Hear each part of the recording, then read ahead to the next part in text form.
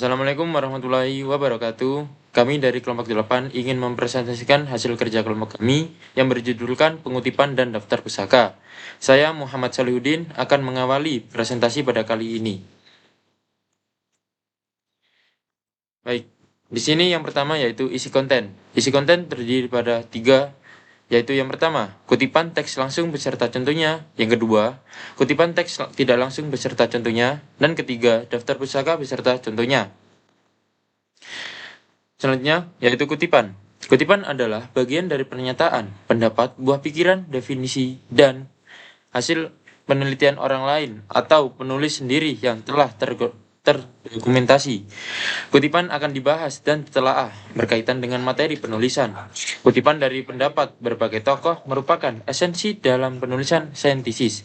Kutipan dilakukan apabila penulis sudah memperoleh sebuah kerangka berpikir yang mantap. Walaupun kutipan atas pendapat seorang pakar itu diperkenankan, tidaklah berarti bahwa keseluruhan sebuah tulisan dapat terdiri dari kutipan-kutipan.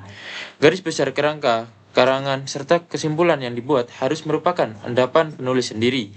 Kutipan-kutipan hanya berfungsi sebagai bahan bukti untuk menunjang pendapat penulis. Manfaat kutipan dibagi menjadi 3, yaitu yang pertama, untuk menegaskan isi uraian. Yang kedua, untuk membuktikan kebenaran dari sebuah pernyataan yang dibuat oleh penulis. Yang ketiga, untuk mencegah penggunaan dan pengakuan bahan tulisan orang lain sebagai milik sendiri. Kutipan terbagi menjadi 2 macam, yaitu yang pertama, kutipan langsung, dan yang kedua, kutipan tidak langsung. Kutipan langsung.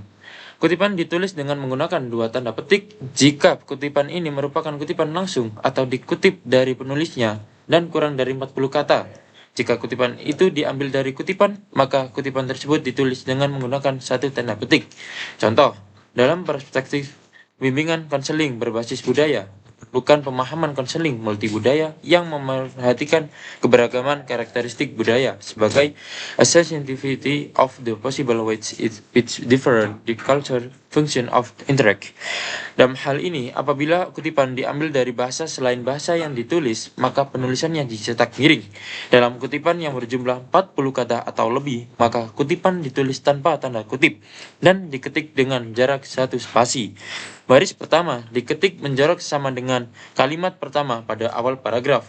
Baris kedua dari kutipan itu ditulis menjorok sama dengan baris pertama. Baik, selanjutnya akan diteruskan oleh teman saya yaitu Mas Tegar. Oke, saya akan menjelaskan tentang contoh langsung, yaitu Tannen 2007 menyatakan bahwa di discourse analysis memerlukan kemampuan untuk menggabungkan berbagai pemahaman teori ke dalam suatu kajian.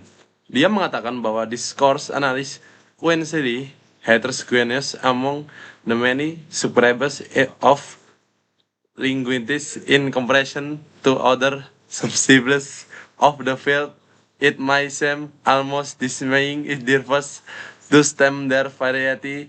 Theory refers a popular combination of theory and method embedded in studying popular kind of data. Terkait pengutipan langsung ini, proporsi kutipan langsung dalam satu halaman maksimal 1/4 halaman. Apabila dalam pengutipan tersebut ada bagian yang dikutip yang dihilangkan, penulisan bagian itu dapat diganti 3 buah titik. Seperti contoh, jika sumber kutipan merujuk sumber lain atas bagian yang dikutip, sumber kutipan yang ditulis adalah sumber kutipan yang akan digunakan pengutip, tetapi dengan menyebut siapa yang mengemukakan pendapat tersebut.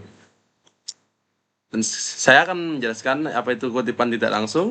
Kutipan tidak langsung adalah kutipan yang menuliskan kembali dengan kata-kata sendiri.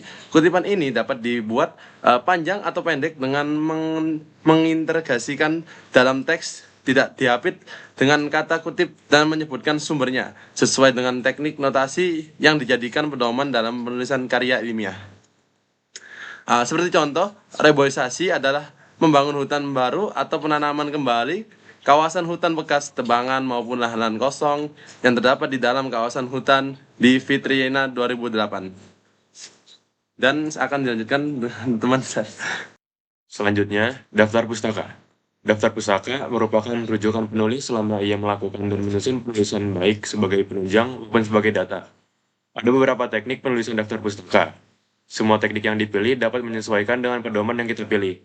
Namun demikian, dasarnya daftar pustaka digunakan untuk membantu pembaca mengenal lingkup penulis, memberikan informasi kepada pembaca untuk memperoleh pengetahuan yang lebih lengkap dan mendalam daripada kutipan yang digunakan penulis, dan juga membantu pembaca memilih referensi dan materi dasar studinya. Teknik penulisan daftar pustaka adalah sebagai berikut. Yang pertama itu, baris pertama dimulai pada margin kiri, baris kedua dan selanjutnya dimulai dengan 3 ketukan ke dalam. Kedua, jarak antar baris itu 1,5 spasi. 3 diurutkan berdasarkan abjad huruf pertama nama keluarga penulis. Keempat, jika penulis yang sama menulis lebih dari satu karya tulis yang dikutip, nama penulis itu harus ditulis berulang.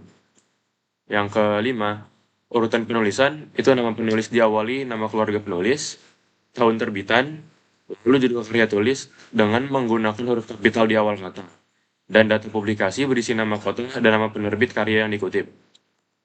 Berikut contoh yang kami dapatkan dari internet seperti ini.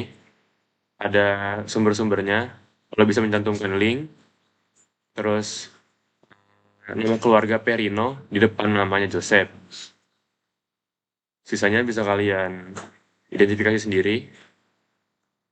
Mungkin sekian dari kelompok kami. Kurang lebihnya mohon maaf. Wassalamualaikum warahmatullahi wabarakatuh.